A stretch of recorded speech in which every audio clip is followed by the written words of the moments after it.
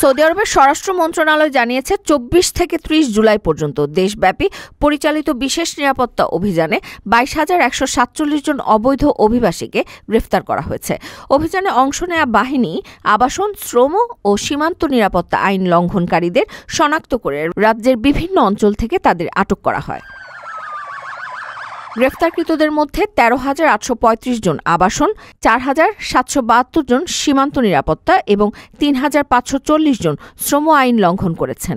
এছাড়া সৌদিতে অবৈধভাবে প্রবেশের চেষ্টাকালে 1,816 জন আটক হন, যাদের 62% ইথিওপিয়ান, 36% ইয়েমেনি ও 2% অন্য দেশের নাগরিক। অবৈধভাবে দেশ ত্যাগের চেষ্টা করা 34 জনও আটক হয়েছেন। আইন লঙ্ঘনকারীদের সহায়তা করার অভিযোগে আরও 20 জনকে আটক করা হয়েছে। বর্তমানে 21,143 জনের বিরুদ্ধে আইনি প্রক্রিয়া চলছে, যাদের মধ্যে 18,326 জন পুরুষ এবং 2,817 জন নারী। এরই মধ্যে 10,820 জনকে বহিষ্কার করা হয়েছে। মন্ত্রণালয় জানিয়েছে, সীমান্ত আইন লঙ্ঘনের শাস্তি হতে পারে 15 বছরের কারাদণ্ড, মোটা অঙ্কের জরিমানা ও সম্পত্তি বাজেয়াপ্তকরণ। সাধারণ জনগণকে আইন লঙ্ঘনের তথ্য 911, 999 বা 996 নম্বরে জানানোর আহ্বান জানানো হয়েছে।